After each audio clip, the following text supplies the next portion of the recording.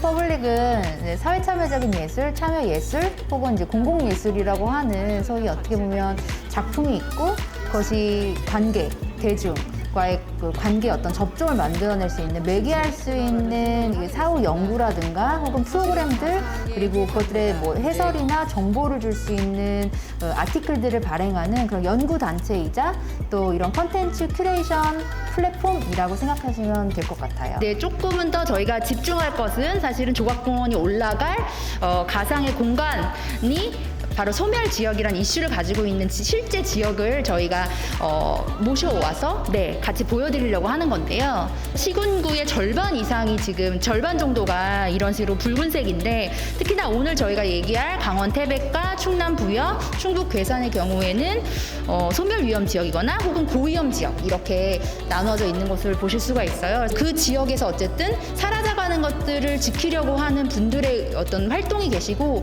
그런 활동들 지역을 재생하거나 혹은 어떤 컨텐츠, 다양한 컨텐츠를 생산하려고 하는 창작적인 활동이 저희가 생각하는 어떤 공공예술이 가지고 있는 큰 넓은 범위에서는 그들의 활동도 굉장히 중요하다라고 생각해서 저희가 좀 조명할 필요가 있다라고 생각해서 이렇게 좀 주제를 같이 잡아봤다고 생각해 주시면 될 것 같습니다. 퍼펙트 패밀리라고 하는 작품이 있습니다. 사실은 가상의 회사입니다. 이제 가족을 대여해주는 회사인데 이제 이게 가상 회사니까 그렇다면 이 회사를 가상 공간에 오픈하는 것이 굉장히 맞겠다라고 생각을 했던 터에 메타버스라는 것을 알게 됐고 메타버스는 3차원의 것들이 들어갔을 때 훨씬 재밌구나라는 생각을 하게 됐습니다.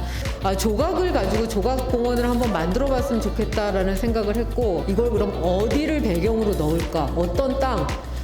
사실 메타버스라고 하는 것 자체가 제가 볼 때는 그런 현실과 이어주는 그런 고리가 생겼을 때 훨씬 더 가상은 이런 세계지만 현실은 이런 세계고 그런 것들을 보여주는 게 훨씬 재밌을 것 같다는 생각을 했습니다. 너무 좋은 도시지만 인구가 없어지면서 그런 어려움을 겪고 있는 도시에 콘텐츠를 묶어서 한번 만들어 보자. 저희는 메타버스 쿤트라를 만들고 있고요. 저희가 만드는 메타버스는 이제 배경이 화성인데 저희가 화성으로 배경을 잡았던 이유는 시장에 나와 있는 다른 메타버스 같은 경우에 지구를 재현하는 방식으로 만들어져 있는 메타버스가 상당히 많아요. 그래서 어떤 아트웍을 전시하는 어떤 전시장 같은 메타버스라고 하면 화이트월을 세워놓고 거기에 액자로 그림들을 붙여놓고 똑같이 현실을 재현하는 방식으로 만드는데 근데 가상세계로 그것이 옮겨진다면 똑같은 방식으로 옮겨지는 것이 아니라 가상 공간에서 보여줄 수 있는 새로운 방식 또 새로운 접근 좀 다른 방식으로 보여줘야지 가상 공간에서 보여지는 의미가 더 크다고 생각합니다. 그래서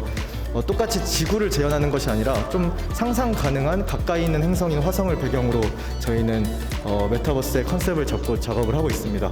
그래서 저희는 이를테면 문화예술 콘텐츠에 좀 적합한 방식으로 이제 이 메타버스를 구성하고 있는데 일러스트레이션 스튜디오와 함께한 애니메이션 공모전에서는 그 전시장 자체를 모두 2D 에셋으로 구성을 했어요. 그래서 지금 보이시는 나무나 길 이런 것들도 다 일러스트레이션 스튜디오에서 작업을 했었고 이제는 본격적으로 저희 메타버스 조각공원에 들어갈 컨텐츠 정하기 위한 피치 시작하겠습니다.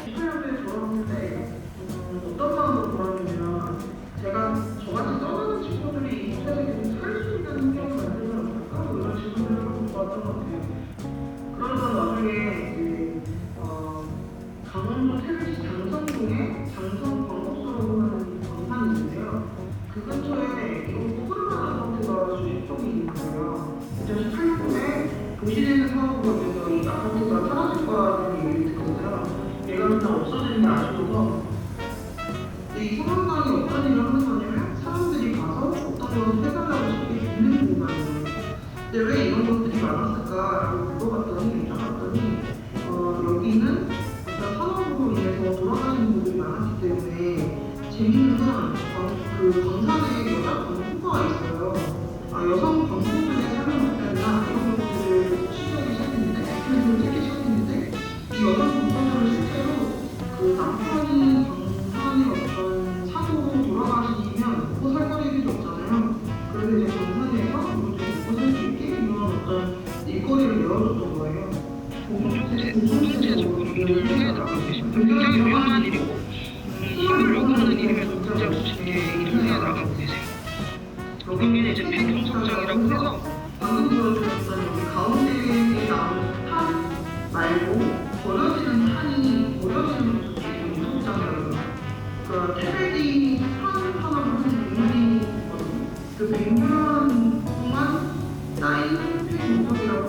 그게 하나의 경우는 네, 안녕하세요. 저는 부여에서 현재 그 사회적 경제활동가로 활동하고 있는 유병하라고 합니다. 첫 번째 소개해드릴 것은 군남지입니다. 그 신라 선화공주와 모왕의 서동의 전설이 깃든 곳이기도 하고요. 군남지는 지금 현재 국내 최대의 인공연못이자 정원임에 틀림없는 사실이고요. 우리나라 최초의 조경이라 할 수 있습니다. 자, 두 번째로 소개해드리겠습니다. 서흥산 사랑나무예요.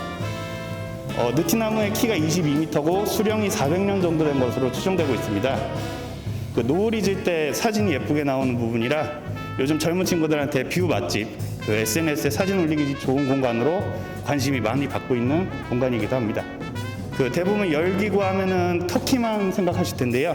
터키 말고도 우리나라에서도 그 자유비행이 가능한 열기구가 있습니다. 바로 부여고요. 그리고 그 부여를 관망하는 데 가장 좋은 고도인 그 200m 상공에서 찍은 사진들이에요. 마지막으로 저희가 소개해드릴 자원은 양송이 버섯입니다. 국내에서 이제 70% 이상 그 생산 점유율을 차지하고 있어요. 현재 350농가가 이제 최신 재배 시설로 재배하고 있고요. 국내 최대 산지라고 해도 과언이 아니죠. 저는 충북 괴산에서 농부로 살고 싶어서 귀농한 지 지금 올해가 벌써 7년 차더라고요. 괴산을 생각했을 때 농이라는 걸 빼면은 설명할 수 있는 게 아무것도 없더라고요. 저희 충북 괴산은 국내 유일의 유기농업군이에요. 충북 같은 경우에는 땅은 좁고 산이 많아서 질 수 있는 그 지역은 굉장히 한정돼 있는데 그 대신 벌레를 한 번도 타지 않고 병에 잘 걸리지 않는 환경이라서 그 다음에 농촌 공간입니다. 이 농촌에 있는 공간이라는 게 도대체 누구를 향해야 되는가? 근데 제가 느꼈을 때는 거주민에게 매력적인 공간을 제대로 만들어서 그것이 그 매력이 다른 사람들한테도 전달될 수 있도록 하는 게 가장 아름다운데 마지막으로는 저희 농촌에 살고 있는 사람들에 대해 말씀드릴게요. 이 농부의 노동의 가치와 철학을 시각적으로 그리고 문화적으로 표현할 수 있는 일들을 해내고 그렇게 되다 보면은 농업이라는 분야가 농사를 넘어서 확장이 될 수 있고 그러다 보면은 우리가 살고 있는 이 농촌이 되게 재밌어질 것 같다. 지역이 얼마나 멋있는지 농업으로 얼마나 재미난 삶을 살 수 있는지를 전해주고 재밌는 질문이 하나 있는데 있어요. 부여 양송이와 괴산 표고가 싸우면 누가 이길 것인가? 양송이가 그 이유를 말씀해 보시죠. 질문 하나 드리면 태백은 어떤 정체성을 가지고 있는지 궁금합니다. 그리고 아무래도 강원도라는 심리적 거리가 멀게 느껴지는 한계를 어떻게 극복해 나가고 있는지도 궁금합니다.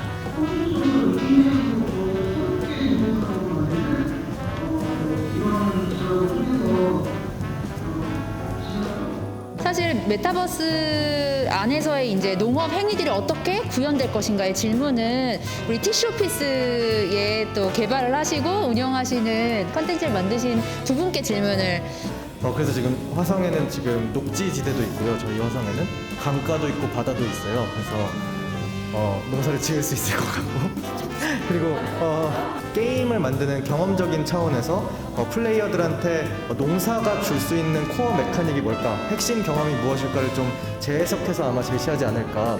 그런 부분들이 어떻게 저 사람들이 무엇을 즐기고 무엇을 먹고 어떤 삶을 살고 그런 부분은 저는 할 수 있을 것 같다는 생각을 해서 현실성 있는 아이템도 있을 수 있고 그냥 재미만을 있을 수 있는 것도 당연히 또 필요하다고 생각해요.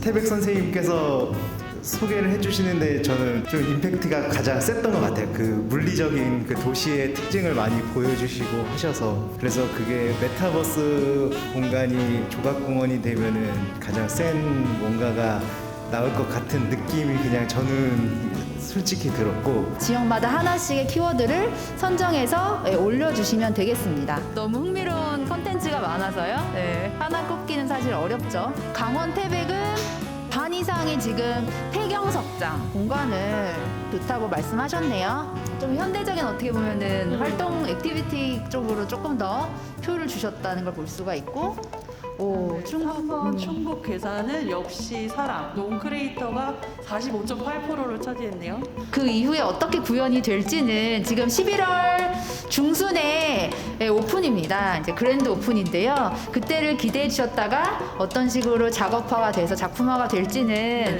여기 계신 분들은 아마 관심을 가지시고 기대하시고 보시지 않으실까 싶네요. 네, 감사합니다. 오늘 감사합니다. 되게 생소한데 근데 뭔가 그런 메타버스 속에서도 어떤 저희가 자꾸 보여드리고 싶은 농업의 이야기들을 담을 수 있다는 어떤 기대감으로 함께 참여하게 됐었어요. 이번 시간에 새 지역을 소개하는 이제 3명의 기획자분이 나오셔서 그 각각의 지역의 특징들을 설명해 주신 부분에서 그리고 또 그 지역에서 마지막 그 지역 소개에 이어서 이제 관람객들 투표로 어떤 그 메타버스에서 만들 요소들을 결정하는 그 일련의 과정들이 마치 그 문체부에서 문화도시 선정하는 그런 어떤 공공의 양식을 사용했다는 점은 이 공공성을 주제로 하는 프로그램에 매우 이제 유사하게 보여서 흥미로웠고요. 아, 메타버스랑 예술이 만났을 때 이렇게도 구현될 수 있구나. 새로운 경험이었고요.